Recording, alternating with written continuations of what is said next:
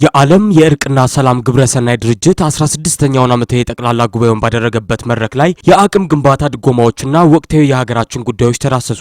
በዚህ መድረክ ላይ ከተነሱ የድርጅቱ ስዎት አናሊሲስ ማለትም ጥንካሬ፣ ድክመት፣ እድሎችና ስጋቶች ላይ በርካታ ጠንካራ የሚባሉ 11 ጉዳዮች የእርቅ ማዕዶች በፍቅር ማለቃቸው የተነገረ ሲሆን መድረኩ በተለይ የድርጅቱ ስጋት ላይ አበክሮ ተወያይቷል። ስጋት ብሎ ከጠቀሳቸው ውስጥ የድርጅቱ አመራር አቶ አህመድ ዘካሪያ የተናገሩት ተጠቃሽ ሲሆን እሳቸው ካለመኖር መኖሩ ይሻላል ብለን ከተመሰረተበት 1991 ዓመተ ምህረት እየገፋን ያመጣ ነው የግል ቢሮ የሌለው ድርጅት ቢሆንም በዛ ተግዳሮት ውስጥ ግን በርካታ ስራ መስራታቸውን ተናግረዋል። ማነቆ ነው ያሉት አንገት አጋች ችግር አባሎችና ባለሀብቶች ቃል የገቡትን ገንዘብ ያለመስጠት ጉዳይ መሆኑን አንስተዋል። ይህን ተከትሎም የሚድሮክ ኢትዮጵያ ስራ አስኪያጅ የሆኑት ዶክተር አረጋ ይርጋው ለ5 ዓመት 500 ሺህ ብር ለመስጠት ቃል የገቡ ሲሆን እሳቸውን ተከትሎም ዶክተር አሸብር ወልደ ጊዮርጊስ እንዲሁም አቶ ገብረ ኢየሱስ አጋታና አቶ ጸጋይ አበበን ጨምሮ በርካታ የድርጅቱን ቅን ሐሳብ የወደዱ አካላት የተቻላቸውን ድጎማን አድርገዋል። በኤርትራ ጉዳይ ላይ ጠንክረን እየሰራን ነው ያለው ድርጅቱ ከኤርትራው ፕሬዝዳንት ኢሳያስ አፈወርቂና ከኢትዮጵያ መንግስት ጋር የተለያዩ ስራዎችን እየሰራ መሆኑንም አስታውቋል። ድርጅቱ